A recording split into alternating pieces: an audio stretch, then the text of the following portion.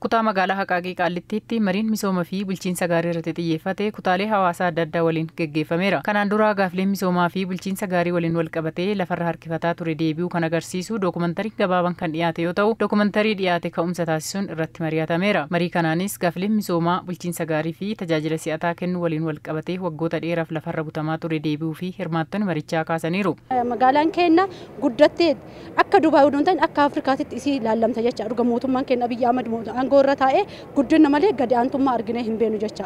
Maatii koo waa qoxxaruu miti, waa hidhuu fi miti, uummata akka dumbulloon qabnetu haga adhatti yuunifoormii irraa ka'ee hanga daftaraatitti, hanga nyaataatitti, haga dhatti barataa kutaa tokkorraa haga 12titti nyaataa waan beennuuf maatii uummata akka hin qabne, nama maatii hin qabne.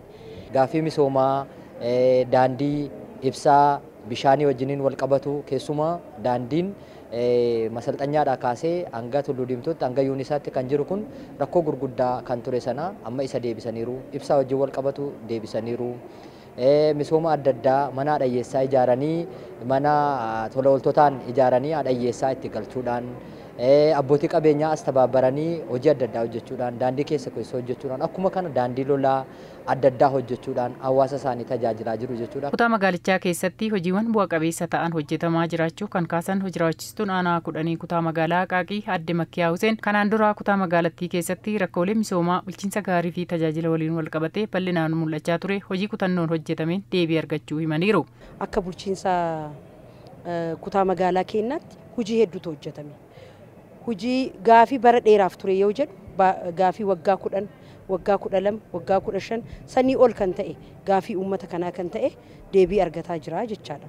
Kutaa magaalaatti waan hojjetamaa ture magaalaa keessattis wanni hojjetamaa jiru kooriidaraan wal qabatee magaalli kun duraan Dubaay hawwaa turre jedhu. Har'a immoo magaalaan teenya Dubaay fakkaattee jirti.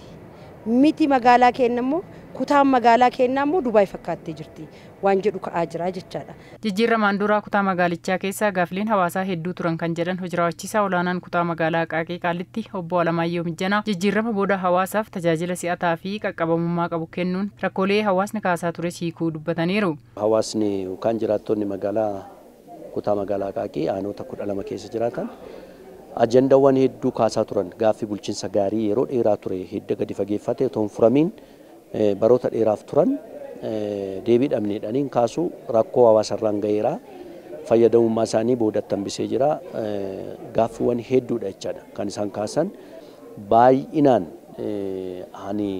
har'a argine waltajjii kanarratti hawaasni kan kaasaa ture lakkaa'amee deebii argachaa kan ture ta'uusaa dhaabbileen barnootaa, dhaabbileen fayyaa, tajaajilli waajjiroota keessatti kennaman dhimmootni gurguddoon kan bu'uuraalee misoomaa daandii gurguddaa kana wajjin wal qabatu hedduudha. Isaan kana hundasaa yeroo laallu almost all jechuun hin dandeenya. Ajandaawwan kaleessa ka'anii har'a deebii argachuu isaanii mirkaneeffatanii galateeffataa turanii. Ammas fedhii hawaasa kutaa magaalittii guutuuf yaada fi gaaffilee hawaasni kaasan fudhachuun akka galteetti fayyadamuun irratti hojjechuu akka qabanis obbo Alamaayyeen dubbataniiru.